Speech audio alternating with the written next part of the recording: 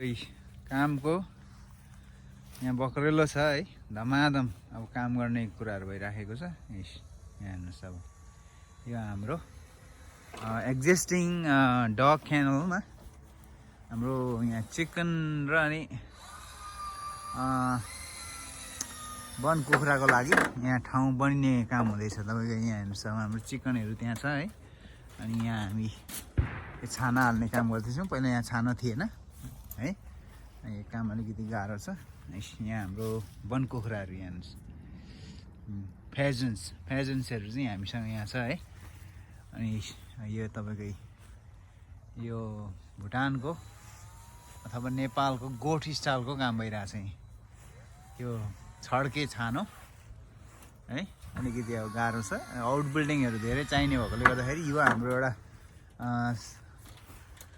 Secondary mini out building हो। यसमा हामी केही समयसम्म कुखुरा पाल्छौँ र अलि पछाडि चाहिँ यो क्विलको लागि मात्रै हुन्छ। यहाँ quill production plus egg production हुन्छ क्विलको।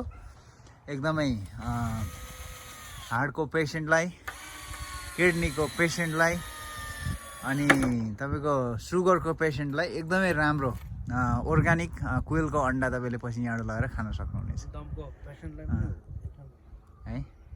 दमको पेसेन्टलाई पनि राम्रो हुन्छ अरे। ल है त साथी, काम हुँदैछ, हामी भटाभट तपाईँहरूलाई अपडेट गर्दै जानेछौँ। अनि पछि यो बनिसकेपछि हामी फेरि तपाईँलाई देखाउँछौँ है त साथी। यो जस्तै हामी जुन कुरा बनाउँदै गर्दै थियौँ त्यो कुराहरू अहिले आज यतिको भएको छ है। हामीले टिनहरू हानिसकेका छौँ, फ्रेमिङहरू गरिसकेको छ है।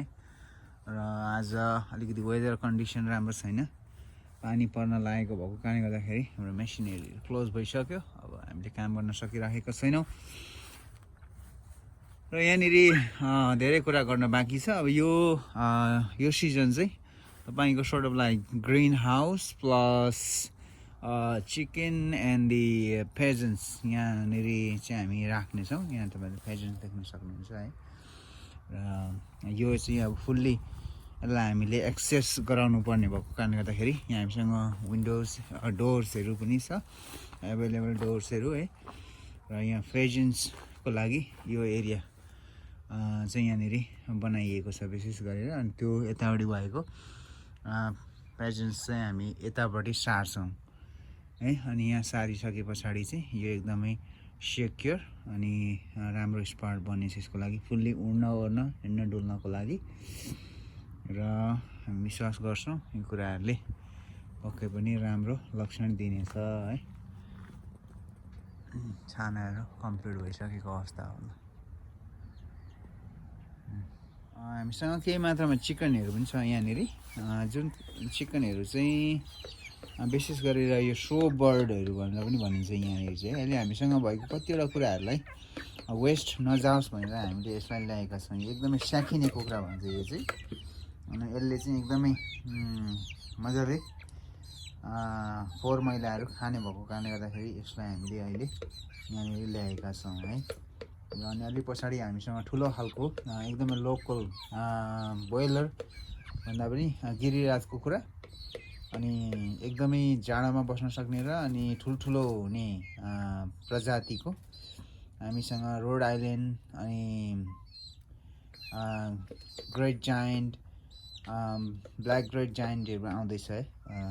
त्यो कुखुराहरू चाहिँ एकदमै ठुलो हुनेछ। त्यस पछाडि मात्रै हामी अर्को भिडियो तपाईँलाई बनाउनेछौँ। अहिले चाहिँ ल हेर्नुहोस्, यो एकदमै स्याखिने कुखुरालाई भाले हेर्नुहोस् न कत्रो छ, जम्मै एक मुठीको भाले छ। यो परिया जत्रो, यो सबैभन्दा ठुलो भाले उ यत्रो हुन्छ होला।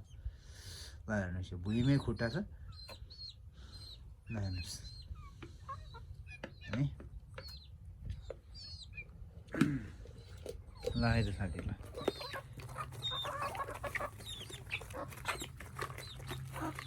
हेरौँ साथी। हो स्याखिने कुखुरा चाहिँ यस्तो हुन्छ, यी साह्रै सानो। यो हामीले सो बर्डको लागि ल्याएको है। यो स्याकिने साह्रै छुलिया एकदमै यस्तो हुन्छ। गर्दाखेरि